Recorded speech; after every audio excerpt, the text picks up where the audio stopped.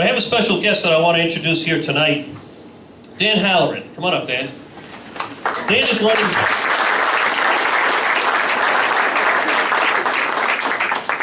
Dan's running for Congress in New York City.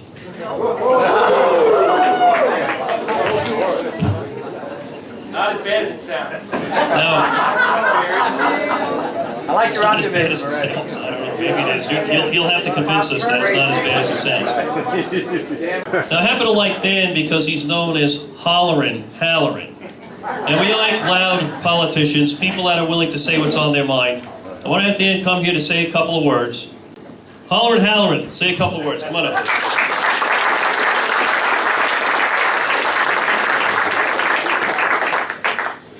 I'm Dan Halloran, running for Congress, and the reason I'm doing it is because they chopped Bob Turner's seat up. Well, the northern part of Bob Turner's seat is my council district.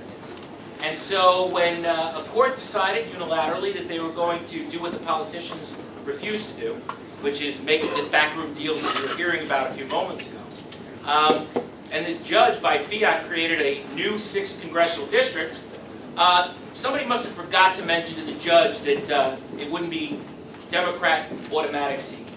The council district that I represent, the 19th Councilman, are the communities of Bayside, Whitestone, College Point, Little Neck, Douglaston, Auburndale, and North Flushing.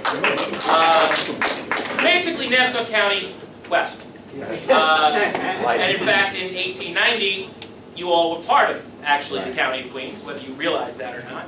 And unfortunately for me and other Republicans in New York, you decided to leave us when the city incorporated. So, because you guys left, I'm stuck with one of only 2 Republican council districts in Queens.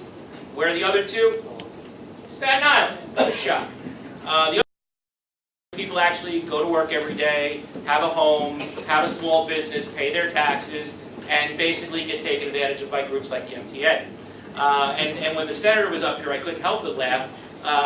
There were so many levels in which his commentary, when he looked over to me, were appropriate. The first of which is, I'm always complaining about the MTA, the commuter tax, that my mayor thinks is such a great idea. I'm always complaining about my mayor in general, but that's a whole other set of issues. Now we're on to soda taxes. Right. Instead of putting a gym teacher in every school, which might actually fix the obesity problem, we're just going to take away cups from people at movie theaters. That makes a lot of sense. But this is typical for the mayor of the city of New York, who, despite having run on the Republican line, is far more left than even some of my colleagues in the city council. And the reality is in New York City, yes, there is an incredibly deep, dark blue streak. However, as you get to the periphery, to the suburbs, you will find many, many, many people who share the red sentiment of the rest of this state. And nowhere more so than in my district, Councilman Ulrich's district, in the Rockaway-Howard Beach area. Our 2 districts together are actually part of the equation of keeping New York City in Republican hands in places. Eric is running for the state Senate against Joe Adamo. Eric is the youngest member of the council of the city of New York, and he has an excellent shot right now of picking up that Senate seat. Why is that important to me? Well, because the northern part of that Senate seat, right in the congressional district I'm running in. The communities of Middle Village, Maspeth, and Glendale have been in Republican hands for most of the last 25 years. Joe Adamo snuck in and pushed out Surf Maltese when? Obama. And it took the votes of 10,000 people who had never voted before to push Surf Maltese out of a 25-year seat. Well, that's the western portion of my district. The eastern portion of my district has been represented by Senator Frank Padovan for 38 years. Senator Padovan, the vice president of the Senate of the state of New York, the elder dean of the Republican Party in the state of New York, the man who has authored more laws as a state senator than anyone else. He reached across the aisle to get things done during every administration, Republican or Democrat. That's the other half of this congressional district. So you tell me, is it a Republican-leaning district? Well, the registration is 3.5 to 1. So is my council district. My opponent has raised $1 million. So did my city council opponent, who raised $750,000 in a city council race, to my $120,000. Grace Meng has spent $1.1 million. She raised $1 million. She spent $1.1 million. Can anyone do the math? Okay, she's $100,000 in the hole.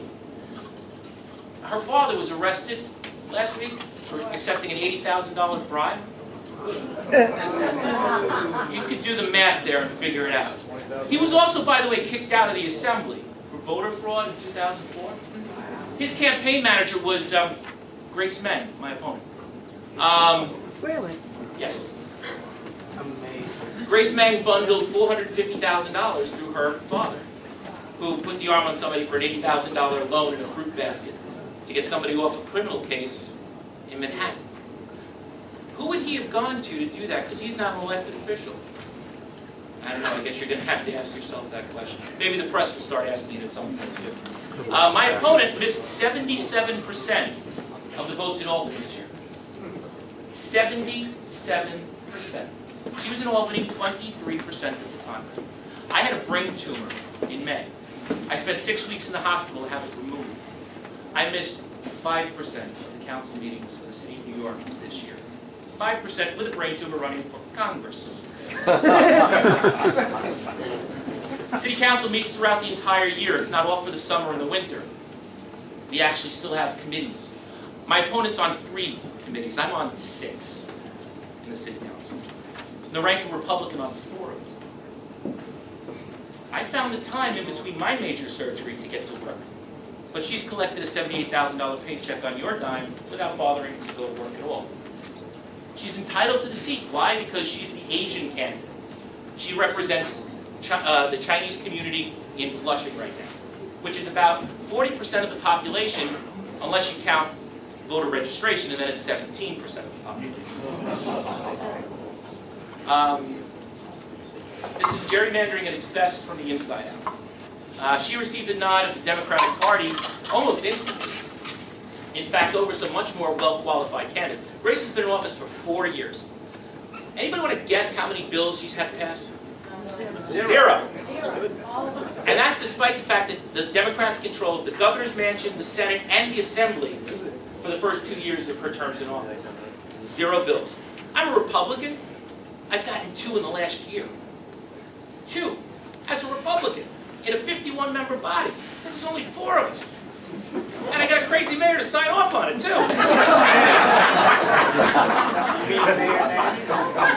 I've authored 47 pieces of legislation, 18 of which are in committee right now, despite the fact that I'm a Republican. And she's authored 11. Of the 11, 10 were authored within the last 4 months. She's been running for 4 months. Did I mention that? So, you tell me what she's actually done or accomplished in Albany. We can have a discussion. Again, just to give you an idea of why this works, the math is kind of simple. It's a 3.5 to 1 district. Yes, Republicans are outnumbered, but there's almost as many blanks as there are Republicans. So now that 3.5 becomes about a 1.5, okay? However, on the Democratic side, in Glendale, Middle Village, Maspeth, they're blue-collar and white-collar workers. We're talking about policemen, firemen, plumbers, carpenters, operating engineers. Wait a minute, those are the unions I have. That might be a problem for her. Police, fire, corrections. Unions that come over endorse Republicans. Carpenters, operating engineers, painters, people who actually have to go to work for a living. Private sector, yeah, they support Republicans. She'll have the Civil Service Employees Union, 32BJ, the Teachers Union. She'll have the Teachers Union. Only they're having some problems now, too, in case you've noticed. Even the governor's not so thrilled with them. But we have people who are on the ground working. And I have, like, the secret weapon that Bob Turner had. I have an Orthodox and Hasidic Jewish community. And they represent about 12% of the population. And unlike their counterparts, say, in the Chinese community, for the voting age Orthodox, voter registration is about 85%. So at 12% of the population, about 11% will be voting. So when I talk to the people in Kew Gardens Hills, the Chabads up in Bay Terrace, when I talk to my Orthodox members in Forest Hills, the Bukharian community, they get it. Why do they get it? Because their businesses have been robbed, raped, and plundered by the city of New York. Then, to add insult to injury, Albany robs them at the MTA. And then, on top of that, the federal government takes the dollar of their taxes and only gives them back 70 cents. But it gives Boise, Idaho, $1.25. Why? Because we're the piggy bank for the world. I had the honor to be in Israel last week, and so did my opponent 2 years ago. There were some differences, though. AIPAC paid for her trip. I paid for mine. She went over and she had tours of holy sites, as did I. She got to meet with a bunch of people who AIPAC set up. It included people who were experts on Israel, people who were part of the tour package. I met with the Prime Minister's deputy. I met with the Deputy Speaker of the Knesset. I met with the Finance Minister. I met with the Minister of Culture. I met with 7 separate members of the Knesset, 4 of whom within the Likud party, the leading party, 3 of whom were part of that majority party. I met with 15 rabbis, including the chief rabbi of Israel. And I actually got FaceTime, not just for 5 minutes, but for substantive times. I was with the Finance Minister for 1 hour and 45 minutes. I was with the Culture Minister for 2 hours. Then I went to Ramallah. Does anyone know where Ramallah is? Yeah, the West Yeah, Bank. that's inside the Green Line. That's the place where the mortar shells come from. I went there. My opponent, she was in Tel Aviv. I think she might have been near the Sea of Galilee, although not being a Republican, she probably did the skinny dip.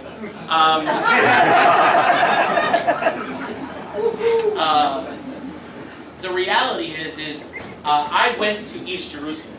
I went to the settlements. I went to Abitur. I went to Abedis. I saw the settlers who were there. I met with them. I talked with them.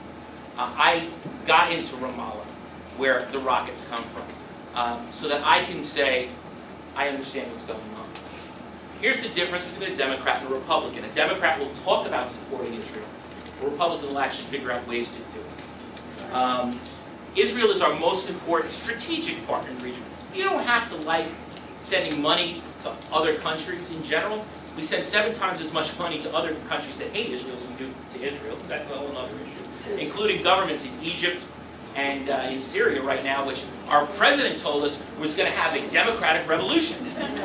Well, they had a revolution, all right. 1 man, 1 vote, 1 time. And that's the end of it.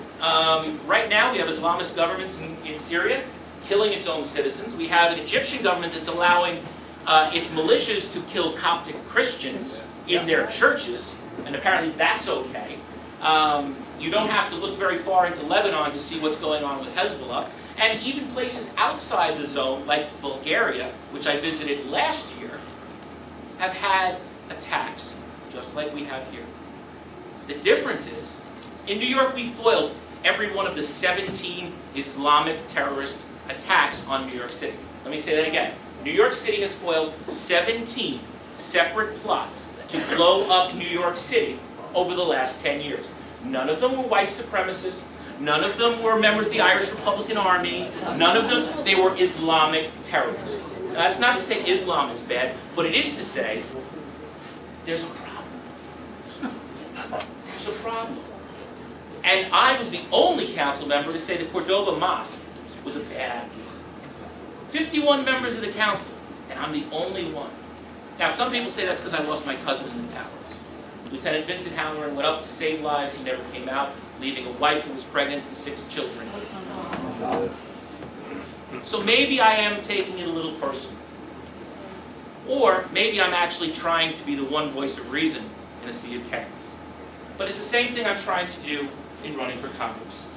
Tax and spend liberals have run up the debt to the tune of $17 trillion. We're not even talking about our trade deficit, which is twice as bad, okay, with countries like China, which now has 1/3 of General Motors' operations after we bailed them out. Oh, you didn't hear that in the mainstream press? What a shock! You mean you didn't realize that the auto workers who got a 1/3 interest, 40%, interest in General Motors allowed their board to send 1/3 of their jobs to China because it's cheaper to produce the car there? Even after you ship it back here? Yeah. Think about that. Think about that. It is cheaper for them to produce the car there and ship it back here. That says something. NAFTA's destroyed this country. We can't compete. Now look, I'm a libertarian on market issues usually, but not on NAFTA. We can't compete with the Mexican market. Absolutely not. We have wage requirements, we have health care, we have security and safety codes. They don't have a safety code. We are stuck and saddled with an industry that's leaving New York in droves. In fact, my council district is one of only 5 that has manufacturing still in it. 5 of 51, less than 10% of the council districts in the city of New York have any form of manufacturing. I'm very fortunate. I have the Coca-Cola and Pepsi bottling plants. I have the Tropicana plant, who do incredible work. I have 3 concrete production facilities along the Flushing River. Yeah, there is a Flushing River, believe it or not. You wouldn't know it because you can almost walk across it. Look, I was a Boy Scout, so there's some environmentalist in me somewhere. But realistically speaking, you can't afford to do business in the city of New York. So instead of making it better, we've made it worse by imposing regulations, bureaucracy, taxes, and ultimately sent in the fine police to clean up the job afterwards. These are what's making New Yorkers leave New York. And the middle class flight, you know, the population of New York grew, but it shifted, it didn't grow. See, growing implies that people stayed here, had kids, and the population grew. That's not what happened. What happened is the middle class and the upper middle class said, see ya, and they left. They moved to Jersey, and Florida, and Colorado, and Montana, and places where it doesn't cost $1 million to live. But the immigrants came in, and immigration is necessary, it's important, it's vital. Lawful immigration. Let me qualify that. Lawful immigration is important, it's vital. It's what made New York a great place. When my great-great-grandfather came to New York City in 1840, there were signs, Irish need not apply. So the Irish, the Chinese, and the blacks headed out west and built the railroads. That's what we did. The ones who stayed in New York became the cops, because first they owned the bars, and then, well, that's a whole other episode. You take over by alcohol.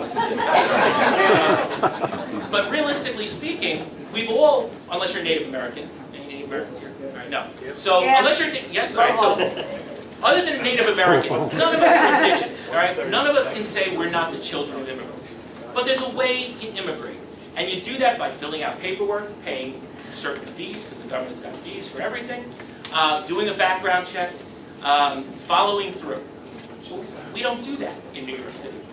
In fact, New York City spends about 1/3 of its public assistance services on people who are undocumented.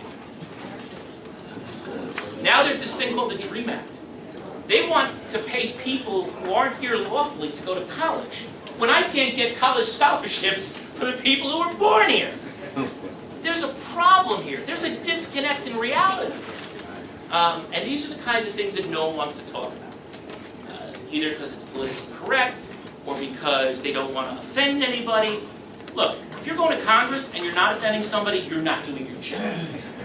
Okay? And if you're going to Congress to espouse a party line, well, guess what? You're not a free thinker.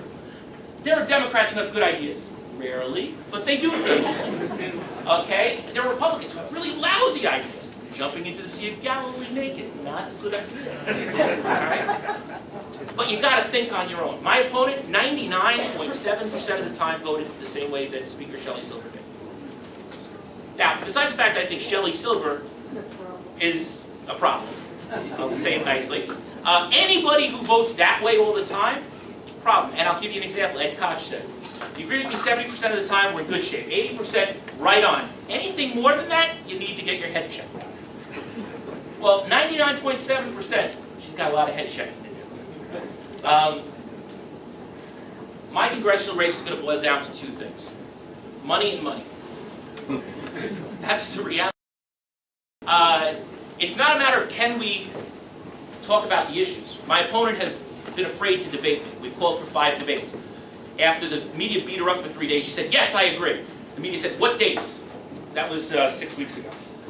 We're still waiting for those dates. She's never going to get in a room with me and defend Obama's practices, but she has to because she's never opposed them. But to get that message out to 700,000 people ain't easy. It requires money to do mailers. It requires money to get television time, to get radio time. Now, I get a lot of press. I'm the most covered council member in the city of New York, which is a great thing. It's usually because I'm saying something that angers the mayor. So I reach about 200,000 people on a regular basis in my council district. By the way, council district is somewhere between an assembly member and a state senator in terms of size. In fact, in any other state in the union, we're about the size of a congressional district, just based on sheer population. But I have the advantage of having a mailer that goes out free of charge to me from the city of New York twice a year, 4 times a year if I'm lucky, talking about what I do. Well, that's 40% of the district. So I'd say those 40% of the people pretty much know who I am. They either agree with me or they don't. They either agree with the president or they don't, but they certainly know where I stand. But there's 60% of the population in the 2 council districts next door to me, not so much. Unless they read the Post, I get a lot of coverage in the Post. New York Times likes to pan me, and that's okay. If I'm insulting the New York Times, obviously I'm doing something right. Pete King called me up the day after I was first land-based and said, "Congratulations, welcome to the club." Very, very true. Actually, Pete's going to be doing a fundraiser for me the second week of September. Rudy Giuliani will be doing one for me at the end of September.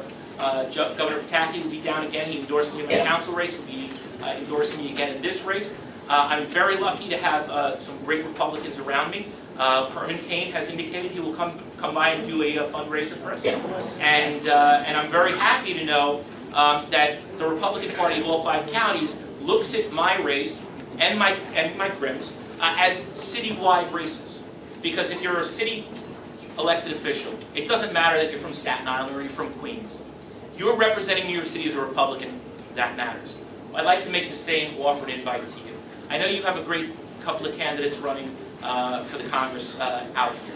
One of them I was just at lunch with, or dinner, whatever you want to call it. Because for me, time doesn't really have a meaning right now. I think I've slept 6 hours in the last six days. So whether I'm on lunch or dinner, I'm not really sure. But Mr. LeBate is running for Congress, and I had the honor of spending some time. He's in the back right now. And I had some time to spend with him. Judges do such screwy things that they took the north half of my council district and put it in a district that's in Suffolk and Nassau. My communities of Douglaston, Little Neck, and Whitestone, also coincidentally the most Republican areas in my area, interestingly, because if they put them in this 6th CD I'm running in, it'd be a 2-to-1 district. There'd be no chance for any Democrat to ever win it, ever. So they had to give it to Mr. LeBate's area, and he'll be able to take advantage of that, I hope.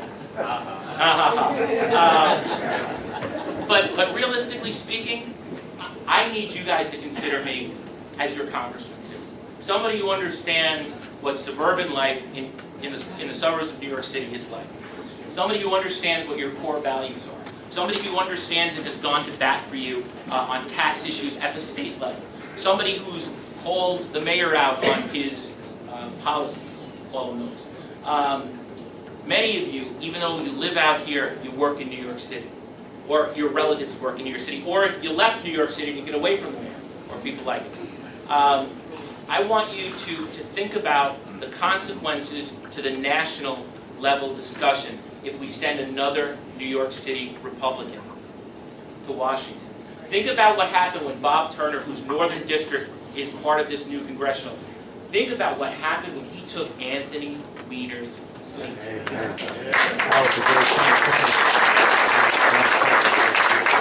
Now, I will not for a minute pretend that I'm a good politician. I'm not. I really am bad at folding my cards and giving into party requirements. I vote with the Republican Party 70% of the time. 70%. Because I have this libertarian economic streak that likes to have free markets all the time and doesn't like government bureaucracy. I have an environmental streak that comes out sometimes. I think hydrofracking is a great idea. I just wish that somebody could convince the people downstate whose property it's not going to affect that they should listen to some of the people upstate. But we do have to protect our watershed, and I understand that, and there's discussion to be had about that. But by the same token, we have to be realistic about it. And Pennsylvania's been doing it.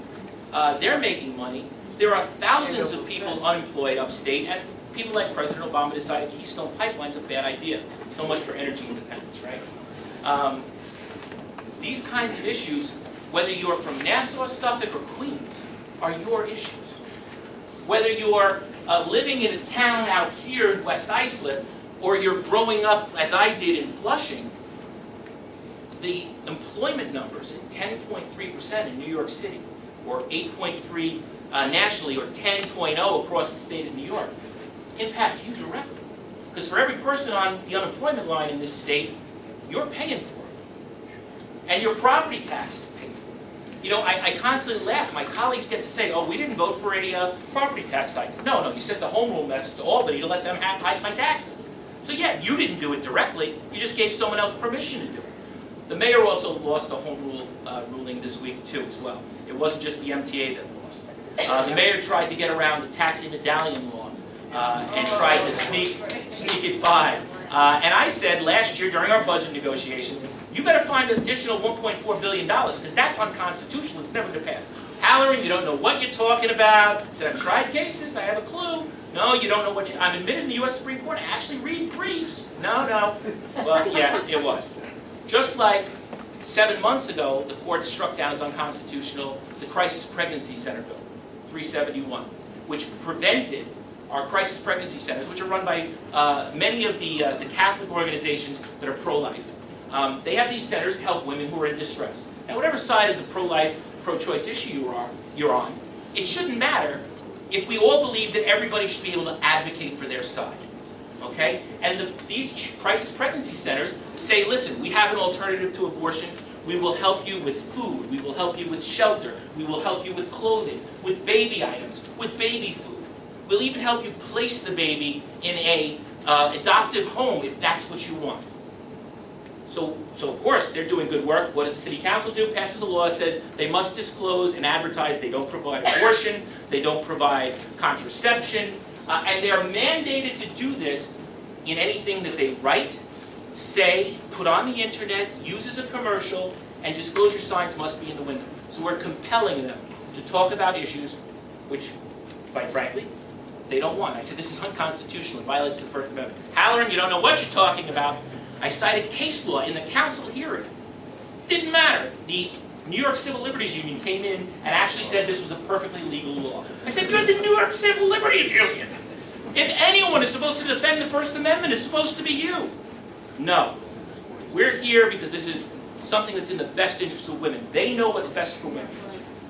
Well, except that a Democrat appointed to the federal bench said it was unconstitutional and enjoined it. Using the same cases I had cited during the hearing as the basis. So I'm 4 for 4 right now against the mayor on stupid ideas. Look,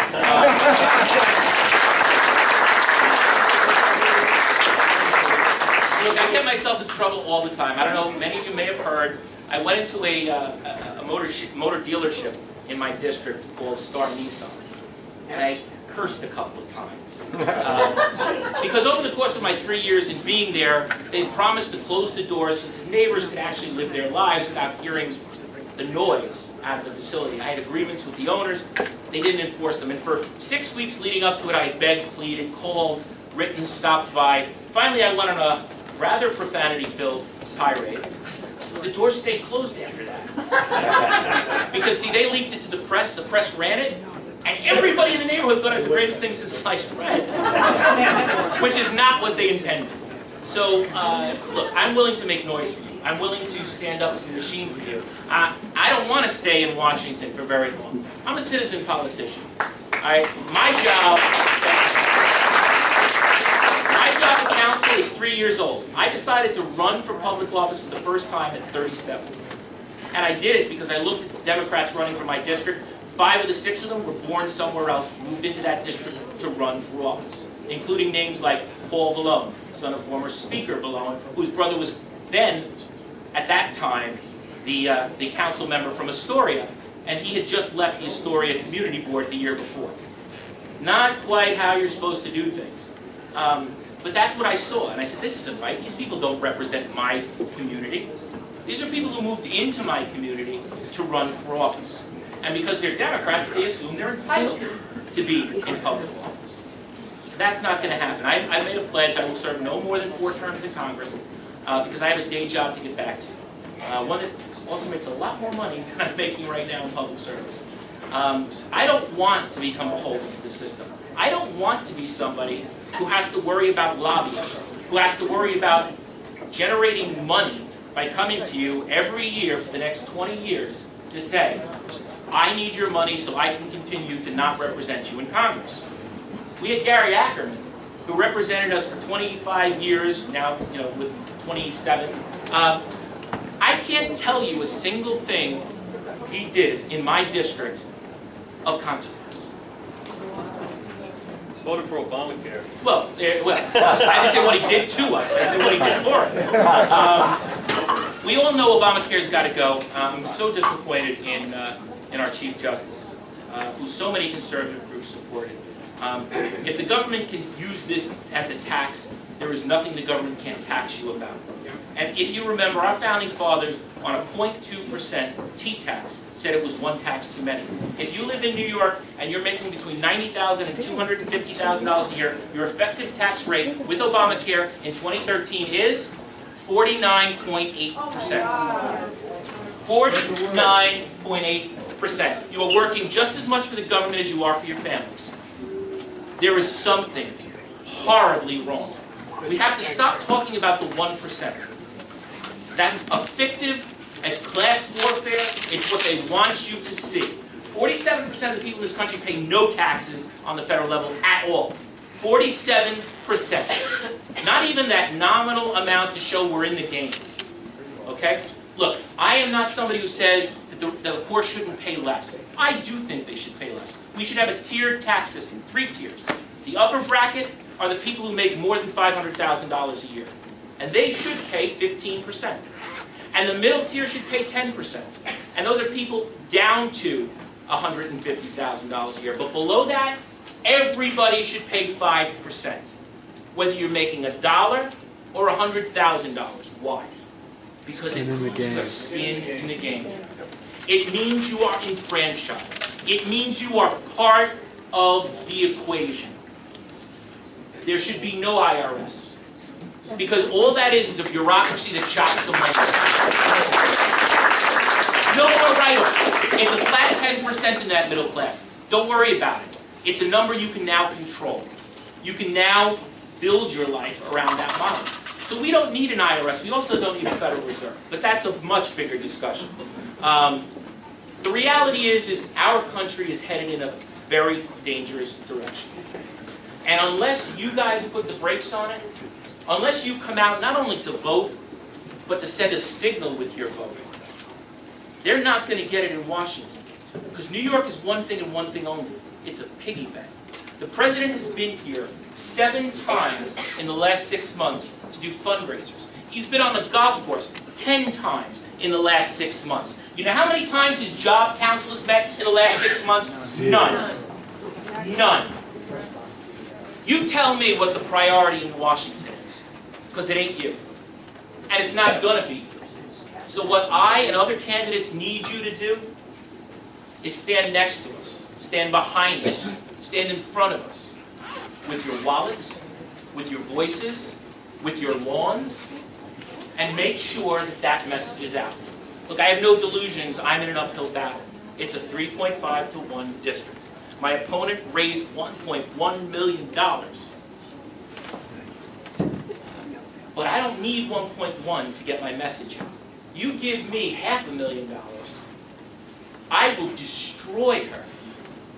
Destroy her on her own record. I don't have to get negative. I just have to get factual.